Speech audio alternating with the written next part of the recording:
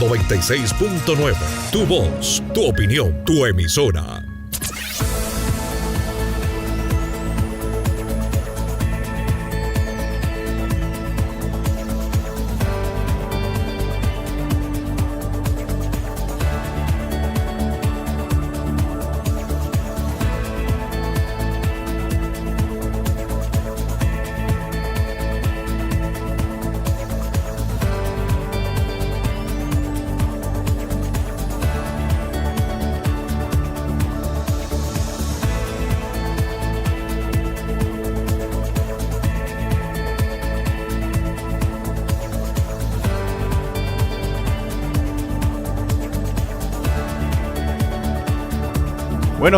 Buenos días con todos, buenos días a todas las personas que nos ven y nos escuchan acá a través de la señal de la 96.9. Muy buenos días con todos, día jueves ya cerrando la semana.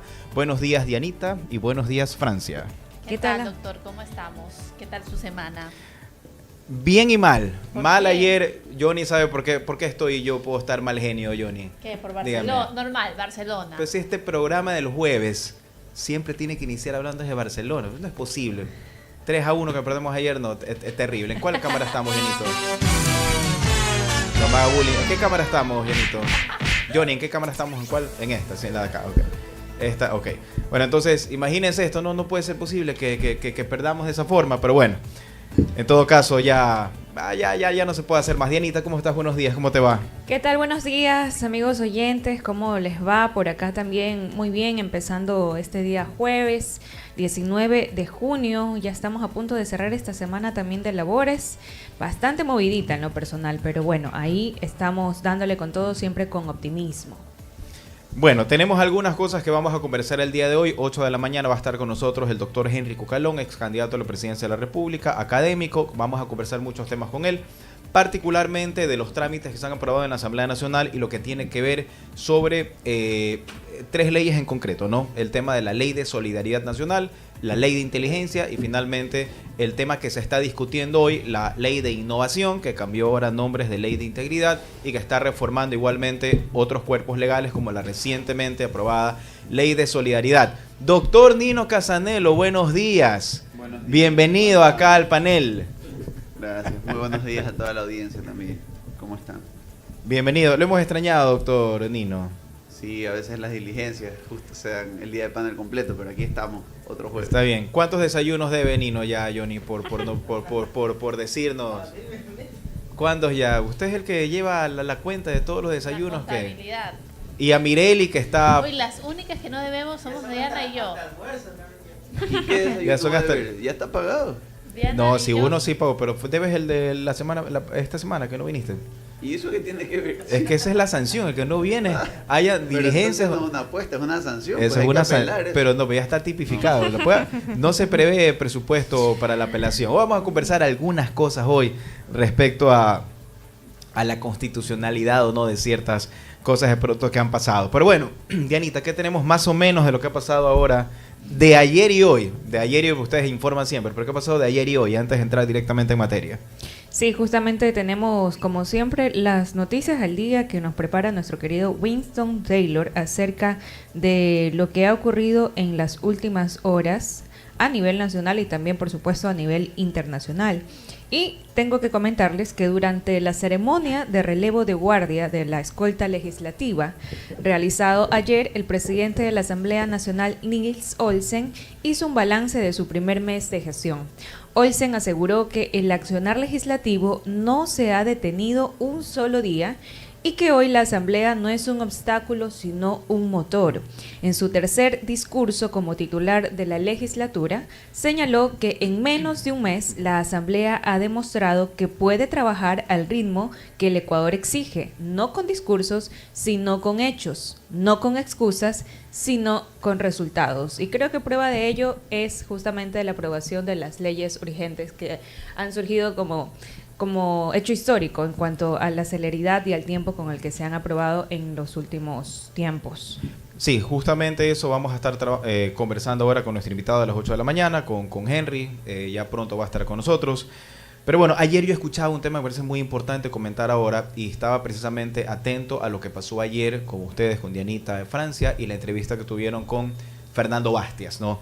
Yo creo que este es un tema importante de comentarlo, saber para que la gente pueda entender, porque hay esta confusión a veces de lo previsto en el artículo, en la Ley Orgánica de Solidaridad Nacional, donde se establece esta especie de prohibición existente para que si un policía o si un militar, mucha atención con lo que hay que citar directamente en la norma. Quiero escuchar tu criterio también, Nino, al respecto. Si un policía o un militar en el ejercicio o en el uso de su deber legal en el marco del conflicto armado interno, son las dos características que tiene directamente esta disposición, y vuelvo a repetir, cualquier policía o militar, primero, en el curso o en el ejercicio de su deber legal, y en segundo lugar, en el marco del conflicto armado interno, tiene que ejecutar el tema del uso directo de la fuerza, no se puede dictar prisión preventiva al respecto, pero siempre con estas dos características. Aquí la pregunta viene a ser si la actuación en este caso de 11, ¿cuántos son? 11. ¿Cuántos militares 11. son? De 11 militares, con relación a estos 4 niños que se ve que ha existido aparentemente, porque no he revisado todo el proceso, lo que conocemos a través de los medios, un hecho de una tortura, una aparente desaparición extrajudicial, determinaría en todo caso la existencia de un deber legal, determinaría el hecho que actúan en el marco del conflicto armado interno. Lo segundo puede ser que sí, el tema está realmente en el ejercicio del deber legal. ¿Es factible? ¿Esto no es posible? ¿Actuaron en el marco de un deber legal o no? Eso es lo que habría que discutir. Antes de pasar a esa discusión, sí me gustaría poder hacer un antecedente para que nuestros oyentes puedan entender un poco más de lo que hemos estado hablando. No solamente hoy, sino también el día de ayer que estuvo Fernando Bastias, como mencionaba Miguel, respecto a el caso de las Malvinas. Y es que el miércoles 11 de junio, al siguiente día de la vigencia de la Ley de Solidaridad, la defensa de 11 de los 16 militares involucrados en la desaparición de los niños en las Malvinas echó mano de ella y pidió un habeas corpus usando la disposición reformatoria del Código 542 del Código Orgánico Integral Penal COIP y el inciso 1. Este indica que cuando el procesado integra la policía o fuerzas armadas y el hecho investigado se relacione con el cumplimiento de su deber legal en el marco del conflicto armado interno, no se aplicará prisión preventiva, ni arresto domiciliario, ni uso de dispositivo electrónico. Y eso fue lo que Fernando Bastias, quien es uno de los defensores de Steven, Nehemías, Ismael y Josué, que tenían entre 11 a 15 años, señala pues que es de su deber legal aprender, llevar a la justicia y activar el uso de la fuerza. Su deber no era incomunicar a 4 niños, lo que ocurrió fue todo lo contrario a su deber legal. Y a esto, Jesús López, el abogado de los militares, sostuvo lo siguiente: justificamos que cumplían su deber legal en virtud de los decretos ejecutivos 110, 111, 218 y 410, que dispusieron la movilización de la fuerza pública para contener el conflicto armado interno.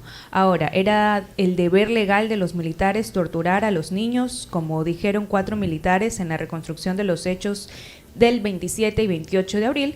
El abogado de los militares respondió: los detuvieron porque presuntamente estaban cometiendo actos reñidos contra la ley. Obraron en cumplimiento del deber legal. Lo que haya ocurrido después origina el procesamiento. Posiblemente se excedieron y por eso se da el procedimiento penal. Ahora aquí también viene lo que justamente hablaba el doctor Costaín y tiene que ver con el uso correcto de la ley. Nino, el hecho de que hayan actuado en el marco del conflicto armado interno los hace acreedores de actuar en su nivel legal, ¿o no? Bien, el caso concreto amerita, yo creo, un análisis en 2 momentos y también temporal, ¿no? Esa es una prisión que fue dictada en otro contexto y unas medidas cautelares que fueron dictadas en otro contexto. Y cuando hablamos de otro contexto me refiero al normativo. No teníamos ley de solidaridad en ese momento. Tendríamos que el habeas corpus, como garantía en este momento, lo que está pretendiendo decir es: existió una violación constitucional de alguna manera en la transición al nuevo régimen, es decir, a partir de la vigencia de la nueva ley. Y yo creo que eso por default genera que las medidas cautelares que se están atacando, pues de una u otra manera queden validadas, porque estaban en el marco jurídico, digamos en lo formal, ¿no? Ahora, vamos al fondo y un poco a las alegaciones en cuanto a si había o no cumplimiento de un deber. Y hay que tener en cuenta que la misma ley de solidaridad en diferentes pasajes es clara en señalar que la interpretación en el uso legítimo tiene que ver principalmente con el tema de el cumplimiento de un deber en el marco de los tratados internacionales y de los regímenes, por ejemplo, de derecho internacional humanitario. Entonces ahí viene un poquito la discusión, ¿no? ¿Qué es el uso de la fuerza? Que además es uso letal de la fuerza. En el marco Uso de directo de la ley. fuerza. Uso directo. Supone entonces una situación de conflicto donde en una intervención entre Fuerzas Armadas o Policía Nacional y un grupo armado organizado en el contexto de un conflicto armado no internacional, pues hay un cruce o hay la necesidad de utilizar la fuerza directamente, no con los reglamentos, los protocolos de uso progresivo y otros. Y claro, de este proceso, una u otra persona termina abatida o termina herida con una lesión y producto de eso pues empezamos a evaluar si lo hicieron en el cumplimiento de su deber. Distinto sería el caso, y eso es un poco la alegación que hace el abogado, de 4 menores que hasta donde se ha podido establecer al momento de la aprehensión estaban desarmados, no tuvieron actos hostiles, están sometidos a un régimen de adolescentes infractores y que bajo esa premisa pues creo que va a ser muy difícil construir alrededor de un acto o de un cumplimiento legal, digamos, per se. Ahora, hay que tener en cuenta una cosa, y esto decírselo a nuestra audiencia y paso para que ustedes también pues lo puedan comentar y ver sus opiniones. Igual esto es en el contexto de una discusión de las medidas cautelares. El habeas corpus no está atacando en el fondo la responsabilidad de los militares, está atacando si es que esa medida cautelar debe seguir vigente a propósito de este cambio de norma, ¿no? Entonces, ahí hay que diferenciarlo también porque tal vez la audiencia por ahí piense, no, pues es que ya quieren de una u otra manera absolver de responsabilidad con una ley de manera retroactiva. No, no es propiamente lo que estamos viendo es un ataque a la medida cautelar. Y creo que las consideraciones previas, tanto la forma de dictar esa medida originalmente, el cambio temporal de la norma y ahora la discusión sobre si al final del día era o no un acto de servicio, pues van a girar o van a tener como objetivo esta medida cautelar principalmente. Eso puntualmente en este caso, pero ¿no habría la posibilidad de que más adelante, Dios nos lo permita, ocurran hechos parecidos, se pueda volver a intentar aplicar este habeas corpus o indulto? Yo creería, y sobre todo pues porque sin perjuicio de lo que las normas establecen, también hay que atender a la realidad histórica de las cuestiones. Yo creo que hoy nuestras Fuerzas Armadas y Policía Nacional deben haber redoblado protocolos para que una situación como la que ha ocurrido pues no se repita. Y lo digo con franqueza, ¿no? ¿Para qué ha sido creada esta ley de solidaridad? Y esto tenemos que tenerlo claro. Ha sido creado para irrupción en espacios donde sabemos que vamos a tener una respuesta hostil inmediata. O sea, en lugares donde yo presumo, como de hecho vimos hace 2 semanas, y es que ahí hay que cotejar las realidades y entender que así como debemos despreciar situaciones como las que ocurrieron en el caso de los chicos de las Malvinas, también tenemos el caso de incautaciones en la calle de rifles antiaéreos. Entonces, la idea es, Fuerzas Armadas, sabes que te van a recibir con un rifle antiaéreo, no vas a entrar siendo alto Policía Nacional. Entras a modo de operativo, neutralizas la amenaza, si te la responden, neutralizas con uso directo de la fuerza, y quien se rinda o quien en ese momento se someta a la actuación de las autoridades, pues es puesto a disposición de la judicatura y de la fiscalía para que sea procesado por el nuevo tipo penal establecido. Esa es la lógica. La lógica no es entrar con poder letal a abatir, digamos, sin la lógica directa de la inteligencia, entender quién tienes del otro lado, ¿no? O sea, igual el uso de esta nueva de la ley de solidaridad está literalmente en manos del tribunal que está conduciendo el habeas corpus. De hecho, mañana es la audiencia de reinstalación del mañana habeas 3 de la corpus. tarde, creo que le escuché a Fernando. 3 de la tarde es la audiencia de reinstalación del habeas corpus, y de hecho de los argumentos más fuertes que sostiene la defensa técnica de los militares es el uso es una especie de favorabilidad en virtud de la reciente ley aprobada de solidaridad nacional. O sea, igual creo que es determinante lo que va a pasar mañana, porque eso seguramente va también a marcar un precedente. A marcar un precedente en el uso de esta nueva ley. Sí, para que las personas nos puedan entender un poco más lo que dice Francia, el tema de favorabilidad, quiere decir que en el Ecuador normalmente hay un principio que se llama favorabilidad.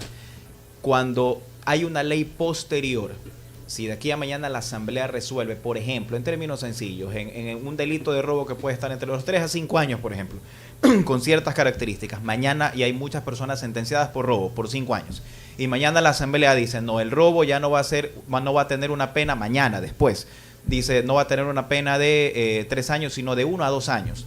Todas las personas que fueron sentenciadas por esos delitos van a decir, oigan, a mí me beneficia esa ley posterior, ese es el principio de favorabilidad.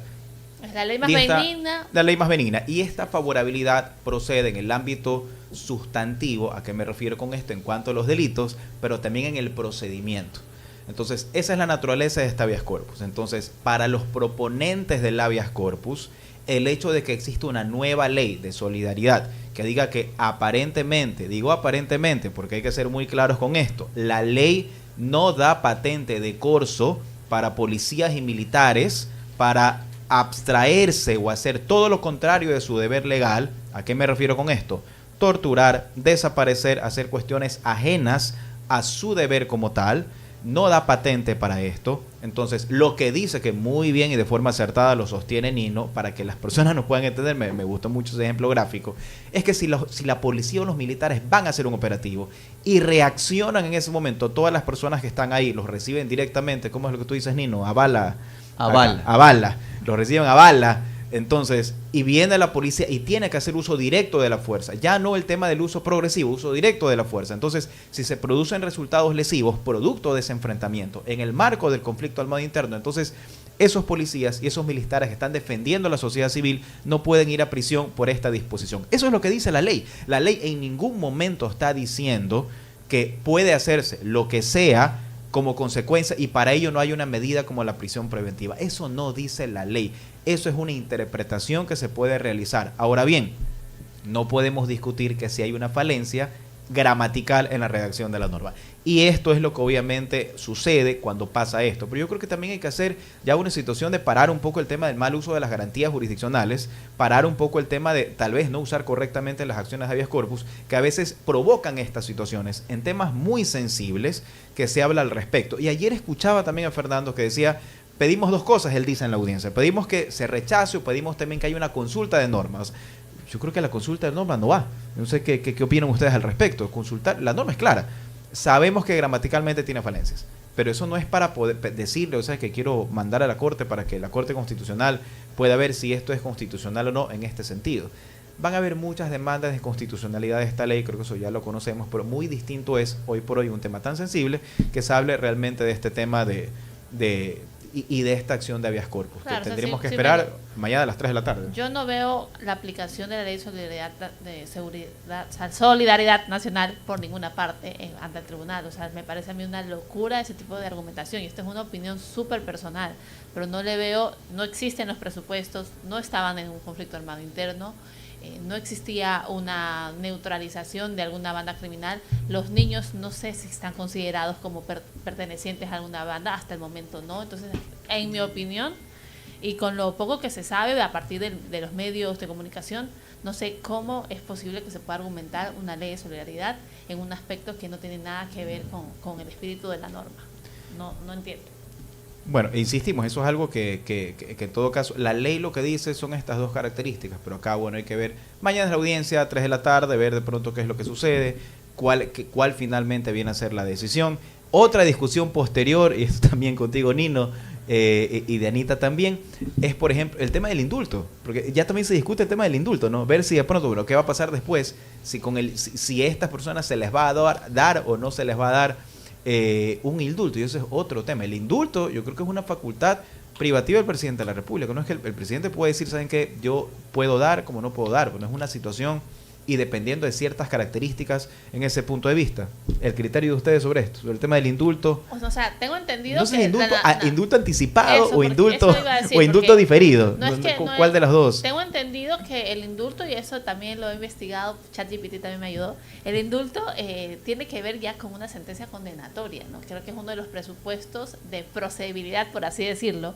Y este indulto anticipado, siento que de alguna manera es un permiso, y aquí sí voy a ser un poquito arriesgada en decir esta afirmación, pero sí me parece que es un permiso y que de alguna manera es darle un cheque en blanco a las Fuerzas Armadas y policiales que en algunas ocasiones pudieran hacer un abuso de esta institución. Creo que debería ser perfectible en la ley de solidaridad nacional. Entiendo que ya está en vigencia, pero yo no descarto posibles acciones, por ejemplo, doctor, yo ahí sí discrepo con usted.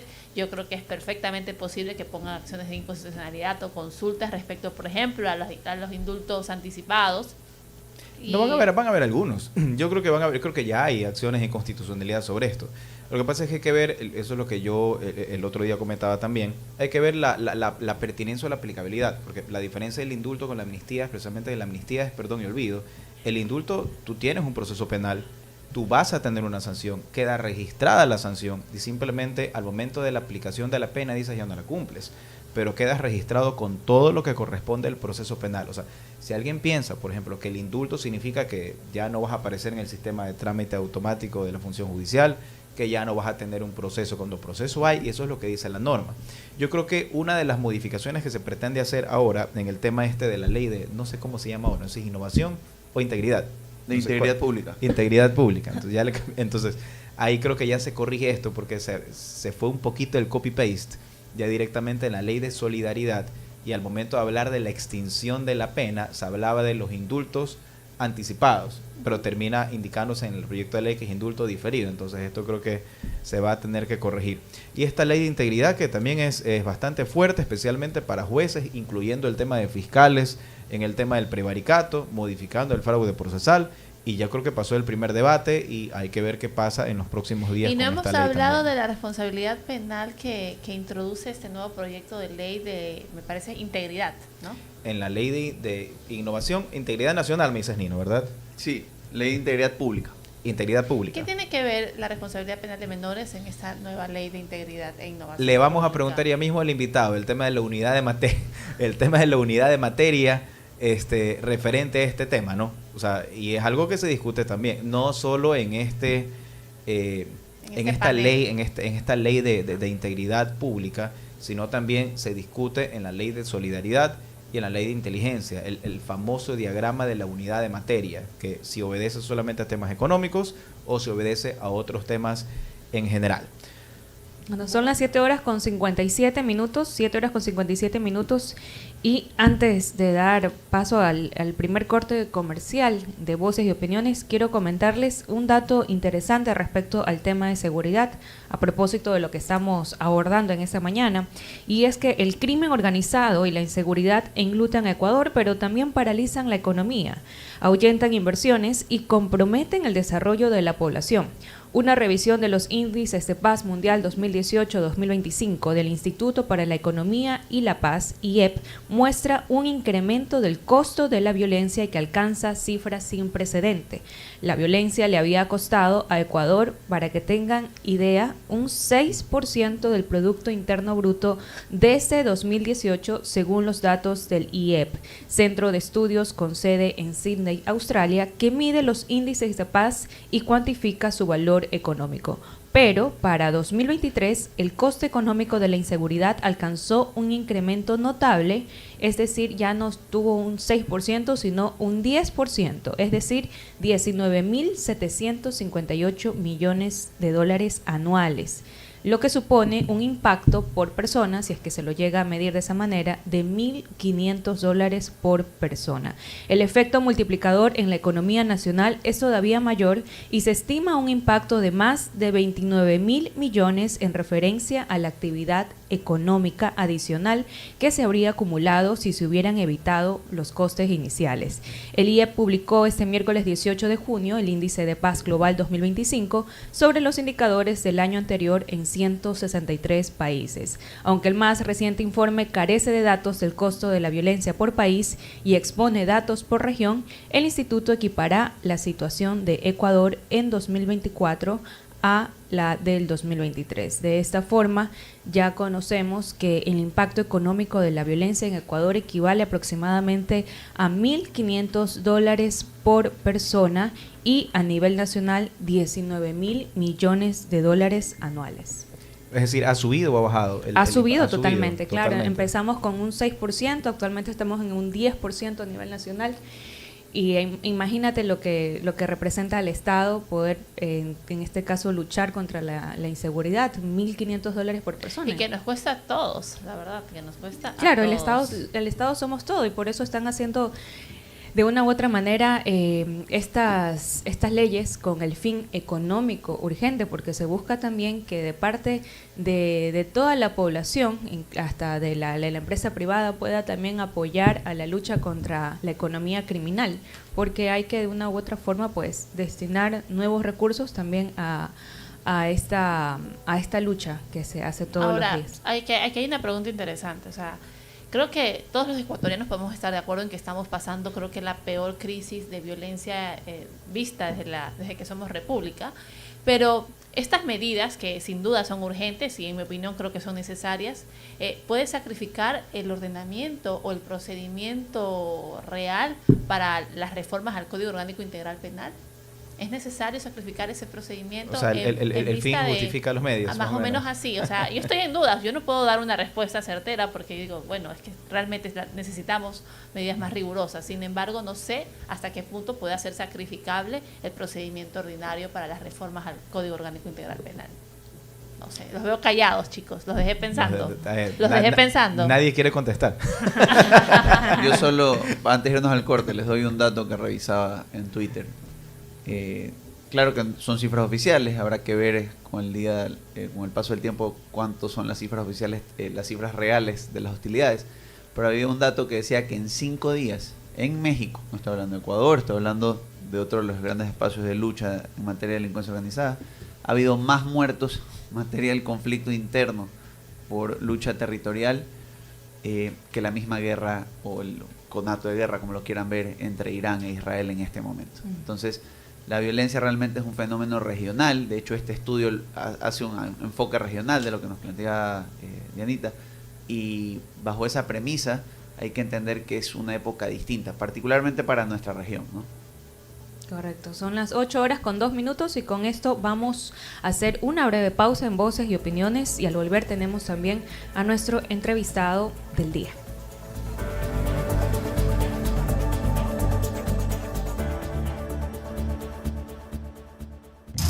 Ahora, en la 96.9 te damos buenas recomendaciones. Ya regresamos con más. Elegancia que se nota, distinción que se siente. Cavalieri viste al verdadero caballero. ¿Deseas vestirte con distinción y marcar una diferencia en la forma en que te presentes ante los demás? Entonces debes ir a Cavalieri, el mejor lugar para vestir, acorde a la ocasión con elegancia y distinción. Visítanos en nuestros locales ubicados en San Borondón Plaza y en la Ciudadela Kennedy, Avenida Miguel H. Alcíbar. Trajes, corbatas, accesorios y una amplia variedad de texturas esperan por ti. Déjate asesorar simplemente por los mejores. Cavalieri, donde nace el arte de vestir bien.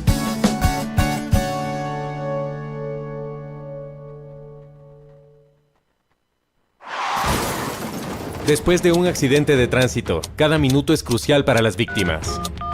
Por eso, usa tu celular para solicitar ayuda.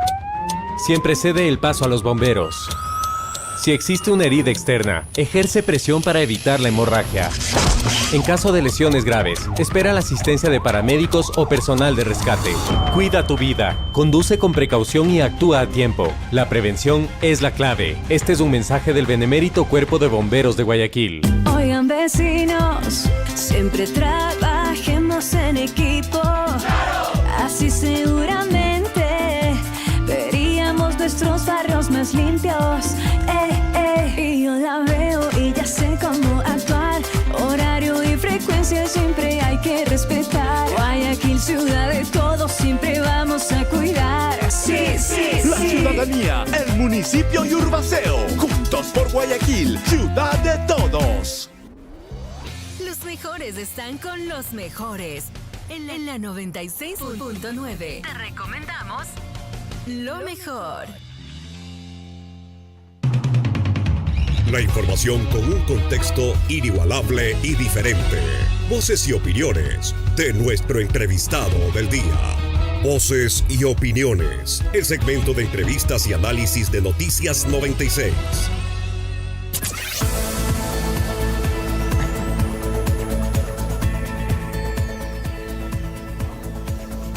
¿Qué tal? Son las 8 horas con 4 minutos. 8 horas con 4 minutos. Gracias por su amable sintonía en Voces y Opiniones aquí en la 96.9 FM. Y volvimos con una recomendación. Elegancia que se nota, distinción que se siente. Cavalieri viste al verdadero caballero. ¿Deseas vestirte con distinción y marcar una diferencia en la forma en que te presentes ante los demás? Entonces debes ir a Cavalieri, el mejor lugar para vestir, acorde a la ocasión con elegancia y distinción. Visítanos en nuestros locales ubicados en San Borondón Plaza y en la Ciudadela Kennedy, Avenida Miguel H. Alcíbar. Trajes, corbatas, accesorios y una amplia variedad de texturas esperan por ti. Déjate asesorar simplemente por los mejores. Cavalieri, donde nace el arte de vestir bien. Así que ya saben, si quieren vestirse y quieren verse como el doctor Constaín, el doctor Casanello, para que por favor asistan los mejores asesores. ¿Sabe quién tiene que ir a Cavalieri? A renovar la magia. Ya me imagino que me vas a... me imagino. Como que perdió la fuerza Sir Second Castle, pues tiene que ir a renovar el guardarropa para volver a retomar la senda del triunfo. No. A pesar de que ya no le dieron la oportunidad. Oiga, pero usted y el Bombillo ya puede contratar jugadores, ¿sí pueden? La ¿Y llegó Cuevita Bombillo. o no llegó Cuevita? La Quimera del Bombillo tiene una hinchada que nos quiere. Y tiene una hinchada que lo quiere y que lo acompaña con y sin jugadores nuevos. Pero ¿va a jugar Cueva o no va a jugar Cueva? Claro, llegó medio asustado, ¿sí lo vio?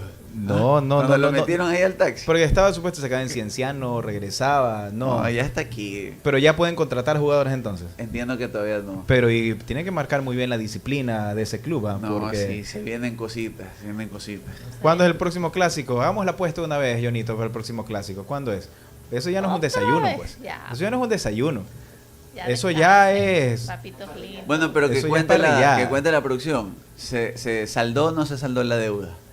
Verdad que sí. ¿Se pagó o no se pagó? ¿O no se pagó la apuesta? Certifique, señor secretario, por favor. Se pagó. No, dice, no se pagó, ya, no se pagó.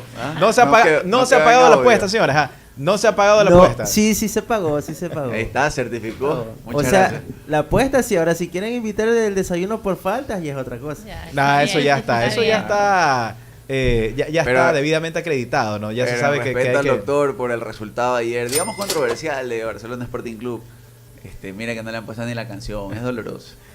No, ayer ayer yo estaba dando clases, yo les decía a los maestrantes, por ejemplo, por la noche, ver el partido, no quiero ver el partido, sigan en clases, sigamos en clases, y si nos están viendo ahora, las personas comenten por favor esto, sigamos en clases, ¿para qué quieren ver el partido? Yo ya sabía de pronto lo que iba a pasar. Ya apagaba la cámara y se pegaba su lloradita. No, estaba con la cámara permanentemente con la cámara prendida, pero yo ya sabía. ¿Para qué? Doctor, ¿Para qué? Y sin embargo los barcelonistas estaban en el porjado y decían, no doctor, va a haber la sorpresa, hombre de poca fe. No se trata de eso. Qué sorpresa 3-1. Y creo que le anularon un gol a Miguel Parral. Entonces no vi, ni siquiera he visto los highlights para poder comentar. Pero ya que podemos hacer, así es el fútbol, ¿ok? Vamos entonces con el entrevistado, Jonito, por favor, demos la bienvenida al doctor Henry Cucalón, lo tenemos ya conectado, ¿me confirman? Doctor Henry Cucalón, Henry, bienvenido acá a tu casa, a tu espacio, acá a la 96.9. Muchas gracias por aceptar la invitación. Buenos días. Muy buenos días. Un enorme gusto compartir con ustedes, con todo el panel y con los distinguidos oyentes y seguidores. Nino, te cedo la palabra.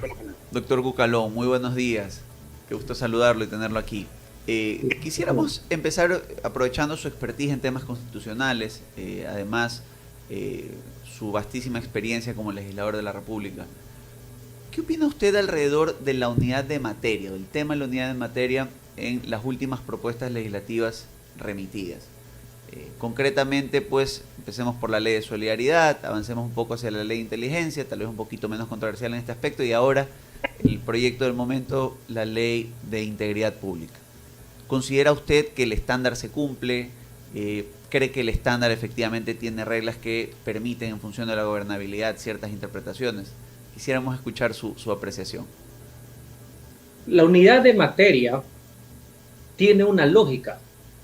Es que todo tenga una conexión. ¿Y por qué? Porque tiene un tratamiento especial. Es una vía rápida. Se da en el económico urgente, que dura 30 días. Todo se acorta. No es un trámite legislativo regular, ordinario, es una facultad presidencial cuya iniciativa solo la tiene el presidente de la República. Por si acaso, no viene la Constitución solamente del 2008, viene la del 98, en esa parte del presidencialismo. Se entiende que el debate se acorta por un tema de urgencia y el hilo conductor es lo económico. Entonces no se puede hacer con vasos, pues. Y lo peor es que ya hay sentencias de la Corte al respecto. Es algo elemental. Ya, parece ser que los actuales legisladores, porque del gobierno me espero por cualquier cosa, pero los actuales legisladores no comprenden que ya existe un camino pavimentado jurídico al respecto. ¿Qué es lo que he escuchado? Y de personas inteligentes, porque los conozco, se formaron en la Asamblea Nacional, que la unidad de materia solo es al ingreso. Viste ya, pues el disparate del siglo ya.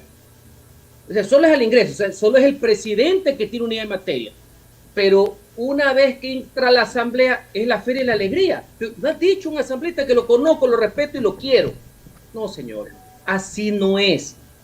Tanto que así no es que inclusive la Corte Constitucional, en tema tributario económico urgente, no le permite a la asamblea, hay sentencia al respecto, no le permite, inclusive en materia de impuestos, poner o sacar, sino que lo que tienes que circunscribirte al que te puso el presidente. Si el presidente te envía un aumento al IVA, tú puedes dentro del aumento al IVA mantenerlo, bajarlo, subirlo, pero no te puedes ir al ICE. Y hay sentencias, señores, no les va a doler la cabeza ni le va a salir sangre de los ojos si se ponen a leer. Entonces, eso es una barrabasada, no hay otra expresión. ¿Ya? No se puede hacer, pero como estamos en la vía del todo o nada, el que nada teme, ¿cómo es que esa frase griega creo que es, ¿no? El que nada debe, nada teme. El que nada sabe, nada teme. Todo es un relajo y si no eres narcotraficante o correísta, pues viva la fiesta. Pero jurídicamente no se puede hacer. Y con un tema especial. Y usted, mi querido amigo, que es un ilustre penalista, peor cuando quieres introducir materias penales, ¿no? Que tiene otra categoría, no solamente pues, de reserva legal, tiene otra connotación, tiene otra dificultad, tiene otro tipo de prolijidad en el debate, porque estás hablando sobre la vida de las personas, por poner un ejemplo. Tú no puedes estar trayendo un tema de la integridad pública, parece maravilloso, de contratación pública en económico urgente, porque no está en ordinario, distinto a la ley de inteligencia, separo los trámites y viene y le vas insertando temas de penas. Pero ¿sabes qué? Yo, ni la aplanadora, ni el correísmo que lo hacía con un poco de vergüenza para ver si se enteraban al día siguiente y la sabatina te decían que decían lo que no habían dicho, esto no ha pasado. Y veo ahí que como focas, aplausos. Y no hay un solo legislador que ponga orden en ese pleno, ¿no? Porque los unos saben mucho y los otros no saben absolutamente nada. Doctor Cucalón, buenos días. Diana Holguín la saluda de este lado del micrófono para que nuestra audiencia, nuestros oyentes puedan entender entonces cuáles serían los peligros de que esto llegue a pasar, obviamente con la aprobación, de que haya esta unidad de materia y que se puedan abordar distintos tópicos, ¿no? Ya para cuando ya son las audiencias, para cuando ya son los trámites. ¿Qué es lo peor que puede pasar? A ver, aquí viene una parte política y una parte jurídica. En la política, en cambio, ellos tienen un poco las de ganar, porque lo que están insertando son temas que a la ciudadanía sí les preocupa, no son temas intrascendentes. De hecho, yo estoy de acuerdo en muchos de ellos. Entonces, como eso está en el tintero, por así decir, como está en el ambiente y está en las encuestas, el momento que lo insertas tiene una legitimidad, porque todo el mundo está de acuerdo. Hay esa discusión del tema de los menores, entre otras cosas. Entonces es difícil darle debate a eso porque hay un consenso. Y cuando hablas de procedimientos y leyes, pues la gente pues le fastidia en absoluto. Recuerda que la teoría que prima es la teoría de los hechos consumados. La teoría de los hechos consumados, que tiene una terminología que le hizo famoso Álvaro Noboa y Guillermo Lazo. ¿Sí se acuerdan? Era una mala palabra que no la puedo decir tan temprano en la mañana por un día jueves. Es la teoría del qué, y ahí nomás te va. Es una doctrina científica, política de los ecuatorianos entre el siglo XX y el siglo XXI. En todo caso, lo que puede pasar es que mañana alguien demande la inconstitucionalidad por el tema de la forma de la aprobación al respecto. Y claro, cuando eso suceda y mañana la Corte diga que no está bien, el aparataje comunicacional y los influencers pues van a decir que son comunistas, que son narcotraficantes, que son correístas, que son empleados de Correa, de Bélgica, y que lo único que quieren es favorecer al crimen organizado. Ya se imagina para qué lo están haciendo. Henry, acá para ponernos tal vez un poquito más técnicos, ¿no? Tú que tienes toda la experiencia y fuiste 2 periodos el tema de legislador, y para que la gente también nos pueda entender, cuando hablamos de un proyecto económico urgente son 30 días máximo que hay para poderlo aprobar, ¿no? Pero todo esto tiene filtros. Cuando hablamos del tema de unidad de materia conceptualmente, tiene que ver que en el proyecto de ley económico urgente, según los pronunciamientos de la Corte Constitucional, no se puede agregar situaciones ajenas a la naturaleza del proyecto económico urgente. Y esto tendría 2 momentos. El primer momento, y me corrige si estoy equivocado, sería pasarlo al CAL para la aprobación y que luego sea pasado, en este caso, al Pleno. ¿En qué momento se tendría que marcar el tema de la unidad de materia? ¿Hay una preclusión al respecto? Es decir, si ya el CAL lo aprobó y pasa al seno de la Asamblea Nacional para los debates, ¿ya no se puede modificar? ¿O el Pleno de la Asamblea sí podía modificar esto? La primera unidad de materia la revisa el CAL, de ver qué mismo lo que le ha enviado el Ejecutivo. Porque no va a ser que del mismo Ejecutivo nazca un tema y lo pongan en otra materia. La lógica es lo económico urgente. Y dentro de eso yo podría ser extensivo si es algo del derecho penal económico. Por poner un ejemplo, por eso es que en la primera ley, que comenzó como economía criminal y terminó como ley de solidaridad, todo esto con los membretes de lo que los españoles denominan las leyes espectáculo. Eso es más importante que el contenido, puede guardar cierta lógica. Ese es el primer filtro. El filtro que hace la Asamblea al del Ejecutivo. Y una vez que va al Pleno, ¿debe guardar la misma concordancia o no nos explicaron que lo accesorio sigue la suerte a lo principal?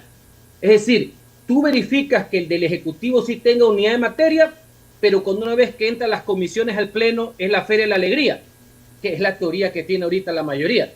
O sea, ahí sí puedo meter lo que me la regalada gana y saltármelo. O sea, la obligación no es solamente para el Ejecutivo. No, señores, ¿de dónde salió eso de ahí? Insisto, ni en las peores épocas del PRE yo había escuchado ese tipo de barrabasadas, quiero decir. Porque por lo menos te quedabas callado y pasabas agache. Ahora quieres pasar como si fueras couture. No, pues señores, así no es el tema. ¿Para quién quiere sorprender? No, señores. Y el CAL aquí juega también un rol. Yo me río porque, como yo siempre he despreciado al CAL, yo siempre he pensado que es un organismo administrativo para comprar carros e impresoras. ¿Por qué lo has despreciado, Henry, al es que CAL? te voy a explicar por qué. Es que cuando ellos quieren, las mayorías, los CAL son unos meros ventanilleros. Solo revisan una cuestión de cajón y lo pasan. Pero cuando quieren, el CAL es un senado. Es casi pues que el más grande puesto. Los vocales son todos como presidentes y ven si califican o no califican el fondo de los juicios políticos a los presidentes. Y son como y les puse de apodo, mini congresillo. Cuando ellos quieren.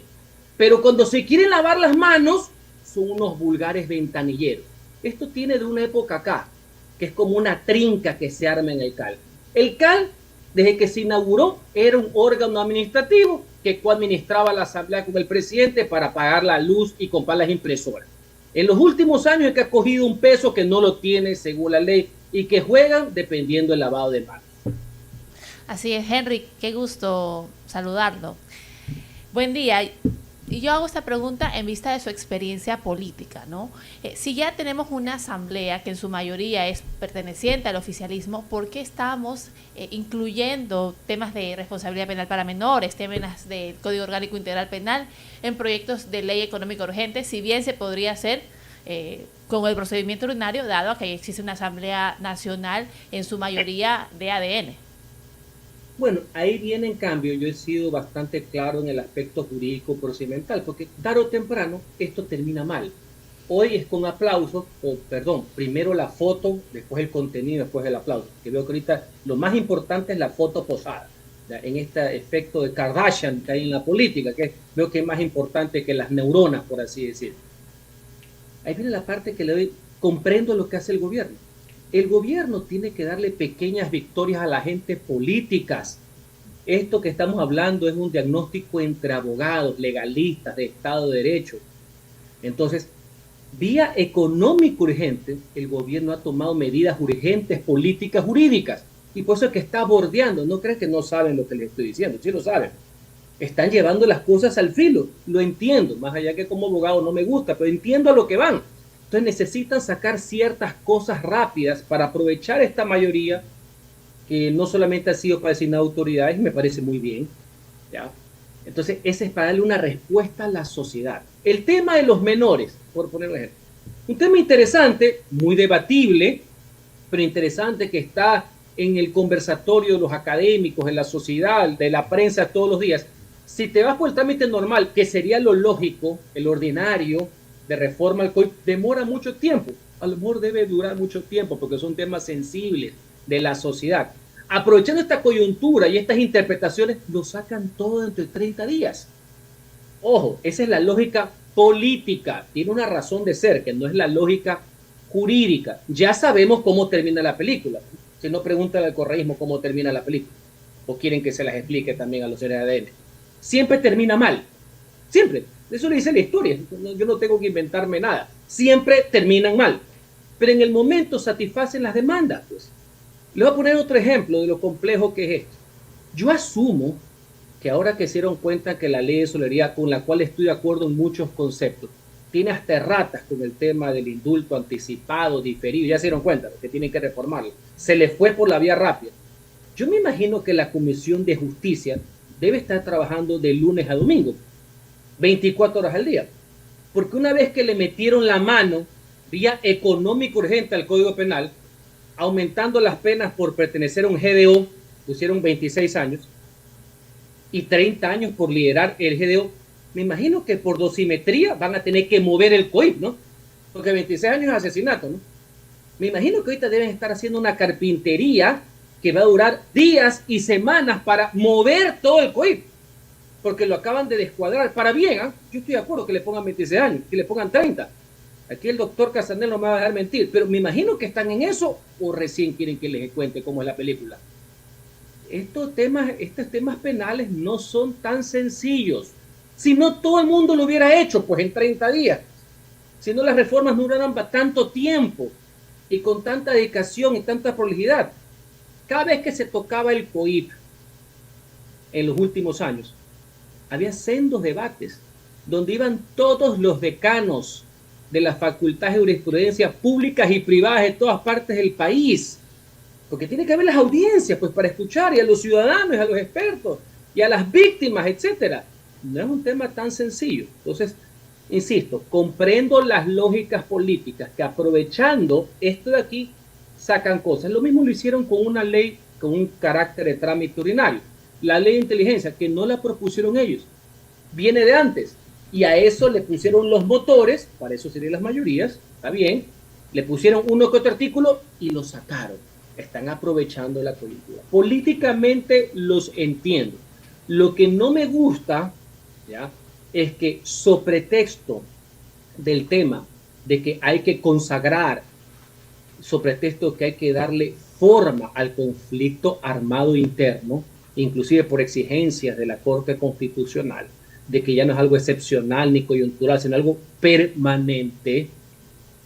Cuidado, se vulneran principios de libertad en nombre de la seguridad. Debate social mundial, no solamente en el Ecuador, que tiene muchísimos años. Y que la justificación no es legal. La justificación es: confíen en mí, porque yo soy de los buenos. Yo no soy correísta. Confíen en mí, que yo sí voy a utilizar bien ese poder que antes era excepcional y que ahora va a ser la regla, la voy a utilizar para tu bien.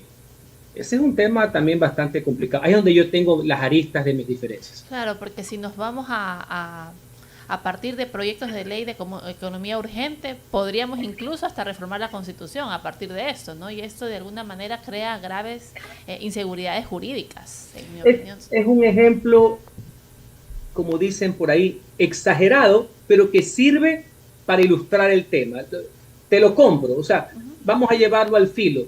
Vía esto de aquí se puede llevar todo. Ahora, yo hago una reflexión, porque creo que todos estamos en el mismo barco de que al gobierno le salgan bien las cosas, que haya estabilidad, entre otras. Todo en nombre de la seguridad, que para mí es una causa, un acuerdo fundamental que debemos tener. No nos olvidemos que esta mayoría, y yo fui uno de los que más luchó en la transición, para que vía esta mayoría podamos tratar las reformas políticas. Y así no ir, no es que no quiero, pero evitar una constituyente con varios procesos electorales. Así que cuidado, nos perdemos y nos olvidamos del tema de la reforma política, de la reforma institucional, del régimen orgánico que debe tener la Constitución de Montecristi. No sé si se han percatado que momentáneamente ha desaparecido del vocabulario político ecuatoriano el tema del Consejo de Participación, del Consejo de la Judicatura, del tema de la Fiscalía y su autonomía. No se han dado cuenta que desapareció. Cuidado, ojalá el gobierno no se olvide, porque tiene un poder legal y de legitimidad, más la mayoría que tiene, y se sientan cómodos de nuevo con el juego como estamos. Ahora, voy a hacer una última pregunta antes de pasar la palabra. No les quiero robar micrófono, chicos, pero el discurso, que es un discurso muy encantador para toda la ciudadanía, es, bueno, sí, estamos atacando las economías criminales, y qué mejor atacar las economías criminales que también incluyendo en proyectos económicos urgentes temas de reformatorias al Código Orgánico Integral Penal. ¿Este discurso es posible o está muy flexibilizado, está muy forzado? Yo estoy completamente de acuerdo que la mejor manera de enfrentar al crimen organizado es atacando las economías criminales. Lo creo, lo he luchado en mi campaña presidencial, hablé todos los días del tema de economía criminal. Creo que es el sendero correcto, por eso la ley de solidaridad en ese sentido tiene muchísimos puntos favorables. Claro, con esa teoría, con la economía criminal te puedes ir hacia todo, abres todo el COIP. Podríamos hablar de derecho penal económico, entre muchas otras cosas. No creo que deben extender tanto el tema. Es bastante peligroso utilizar la vía rápida del económico urgente por vicios de legalidad. Si es contra el tema de economía criminal, extinción del dominio, mejoras, lo comprendo. Tiene una unidad de materia y ya está muy avanzado también el tema del debate. Me explico, pero hay que tener bastante cuidado al respecto, porque acuérdense también de algo, y eso está pasando con la de solidaridad, y que ya aprobada, y con el tema de integridad pública. Vas a tener que mantener un estado de excepción permanente para poder jugar con esas leyes, porque recuerda que la Constitución señala que solo es una económica urgente a la vez, a menos que estés en estado de excepción y puedes enviar varios, lo cual en el fondo es una burla, porque estás manteniendo un estado de excepción que la misma ley de solidaridad te dice que debe ser permanente en materia de seguridad para jugar con varios económicos. Un aspecto histórico. ¿Sí saben de dónde viene esta imposibilidad de tener varios económicos urgentes? No viene la del 2008, viene la Constitución de 1998. Y eso porque en los 80 había unos presidentes que jugaban duro también y enviaban 10 o 12 económicos urgentes al mismo tiempo. Sí saben para qué, ¿no? Para que todos entren por el Ministerio de la Ley. Entonces, todos esos excesos que pasaron en los 80 y los 90 llevaron a normar esto. ¿Me explico? O sea, esto es papel de ayer. Yo ya me conozco la película. Vi un Ecuador antes del WhatsApp, por si acaso. ¿No? Hay gente como que se olvida cómo es la película. O sea, no se pasen de sabidos, porque, insisto, la historia siempre termina mal. Henry, estamos ya cerca de concluir. Yo quiero hacerte una última consulta. Mira, en esta mesa acá todos hemos discutido mucho, debatido, pero sobre todo tratando de que las personas entiendan la diferencia entre una enmienda, entre una reforma parcial de la Constitución y entre un cambio estructural de la Constitución con una Asamblea Nacional Constituyente. Hemos analizado varios puntos, concretamente el primero, los conceptos, el qué es, segundo, el tema del trámite y tercero, la pertinencia. Hoy por hoy el Ecuador está por vivir un tema de una reforma parcial, estamos próximos en ir nuevamente a sufragar para decir sí o no en el tema de bases militares extranjeras y está entre puntillas caminando ya el tema de la financiación o no de los partidos políticos que la Corte indicó que sea vía reforma parcial. No se han calificado al momento proyectos de enmienda para hacer ni un referéndum ni que vayan a través de la Asamblea Nacional al trámite, pero ¿cuál es tu opinión y tu criterio? Porque te escucho hablar del tema de Consejo de Participación Ciudadana y Consejo de la Judicatura, que son organismos rectores, el primero de la función de transparencia y control social y el segundo de la función judicial. ¿Tú consideras o no vital, indistintamente de los cálculos políticos, que sea necesaria la instauración de una nueva asamblea constituyente para modificar estructuralmente la Constitución o no? Vamos por partes, porque es una pregunta muy interesante, densa y amplia. Vamos a las formas. Vamos a explicar con ejemplos. La enmienda es un cambio menor que no restrinja derechos, que no adultere, si cabe la palabra, el carácter constitutivo de la misma Carta Magna ni su carácter estructural. ¿Cuál es el ejemplo? Y lo voy a poner con lo que acabas de decir. Y hay antecedentes de la Corte. Si quieres eliminar funciones del Consejo de Participación y quitarle el de la designación de autoridades, es una enmienda. Cambio menor, de menor gradualidad, un desmembramiento menor, como le llaman los norteamericanos. Y eso se puede hacer de dos maneras. El presidente puede hacerlo directamente con una consulta popular o la asamblea puede tratarlo en dos debates con mínimo 12 meses, un año entre los dos debates. Punto. Vamos al otro ejemplo, la reforma parcial, que no restringe derechos, no cambia el procedimiento de reforma a la Constitución, pero sí puede ver la estructura del Estado. A dictamen de la Corte, si mañana quieres desaparecer al Consejo de Participación, es una reforma parcial. Y esa reforma parcial tiene un solo mecanismo. El mecanismo es que debe ser tramitado en la Asamblea Nacional, debe ser aprobado mínimo en dos debates con 90 días de diferencia, mínimo entre los dos debates, puede durar más, pero lo mínimo es 90 y termina aprobándose por el pueblo en una ratificación vía referéndum. Ahí te pongo los dos casos con la misma institucionalidad. Creo al día de hoy, y en base a los dictámenes, que habrá que volver a solicitarlos, pues ya conocen los antecedentes, casi toda la parte orgánica de la Constitución, que es un desastre completo de diseño constitucional, digamos de la mitad del libro hacia adelante, toda la parte estatista y todo lo demás, todo puede pasar por reforma parcial. Todo.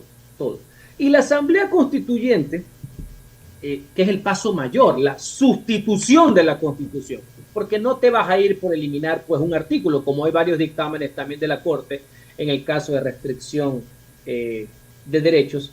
Yo nunca he pensado que es una mala vía. Yo siempre pienso que pueden cambiar las cosas. Mi única diferencia con algunos abogados a los cuales respeto todos es que no se pueden saltar los procedimientos. Nada más. Y lo digo no solamente como abogado, que hay que cumplir los procedimientos. Ahora tenemos en el 444 un procedimiento para ir a una constituyente. Hace décadas no existía ese procedimiento, porque las constituyentes eran la única forma de regresar de un gobierno de facto a un gobierno democrático. Eran medidas de excepción donde se reunían los constituyentes en un poder derivado a nombrar un presidente de la República a dedo que podía o no ser un constituyente y retornar a la democracia. Ahora tenemos un proceso constituyente normado. Entonces mi tesis es que hay que seguir el procedimiento, no saltárselo. No saltarse a la Corte. No puedes saltarte a la Corte. No solamente a la Corte. Podrán caer bien o mal los integrantes, pues la Corte es la institucionalidad del país. No solamente que se querían saltar a la Corte, se querían saltar los procedimientos electorales. Lo que eran 3 elecciones, querían hacerla una. Y ponían todos los ejemplos, todos mal puestos. En épocas en que no había ordenamiento jurídico, estamos viendo dictaduras civiles y militares. Pues. ¿Cómo vas a comparar ejemplos de regímenes de facto? Hoy, les guste o no a algunos, les disguste al correísmo, estamos en un régimen constituido. Tan constituido está que acabamos de elegir nuevamente un presidente de la República. Acabamos de instalar una Asamblea Nacional. ¿Cómo te vas a saltar todo? Entonces, mi tesis es agotemos las vías que ya existen para una reforma parcial. Y si que fuéramos una constituyente, si hay el ánimo ciudadano, no la coyuntura política, el ánimo ciudadano, el debate ciudadano para sustituir la Carta Magna por otra, que por experiencia les digo va a ser básicamente en el régimen orgánico, porque en el régimen dogmático no hay mucho que cambiar. No lo deberíamos tocar, de hecho. No deberíamos tocar. Usted lo ha dicho, no lo digo yo, y me allano a eso. No se puede tocar porque son principios, están en tratados internacionales, etcétera. Si lo fuéramos a hacer por una nueva ola política que viene, señores, hagámoslo, pero hagámoslo bien. No es ser que yo soy el vivo y ahora me voy a saltar todo. Después te preguntas por qué los otros después de 10 años van a querer hacer exactamente lo mismo y no terminamos bien la historia. Hoy, y los veo a ustedes, algo de experiencia tenemos ahí la generación más preparada de la historia del Ecuador, tanto en los ámbitos privados como públicos. El acceso a la educación de primer nivel, participación, entre otras cosas. No repitamos los errores de las clases políticas del siglo XX y de los inicios del siglo XXI. Así que no considero que es correcto. Démosle una lección a los arbitrarios. En el caso que fuéramos una constituyente, hagámoslo bien, para que sea un gran pacto social, ¿ya? No un ajuste de cuentas entre políticos, sino simplemente vamos a aprobar una nueva constitución y ¿qué es lo que va a pasar? La vamos a ir a respetar desde el día siguiente. Bien, Henry, queremos agradecerte. Siempre contigo es muy enriquecedora la discusión. Tiempo siempre hace falta. Quisiera comprometerte la próxima ocasión a que nos acompañes acá en cabina. Sé que te gusta siempre acá en cabina. Te explayas mucho más y se arma un debate mucho más interesante. Así que quisiéramos, por favor, comprometerte a que la próxima vez nos acompañes acá con nosotros y acá poder conversar contigo de una forma mucho más fluida. Siempre enriquecedor y agradecerte la cortesía de haberte conectado con nosotros a esta entrevista. Recuerda que esta es tu casa, te esperamos en una próxima ocasión. Muchísimas gracias por la invitación y confirmado los próximos días voy y lo visito.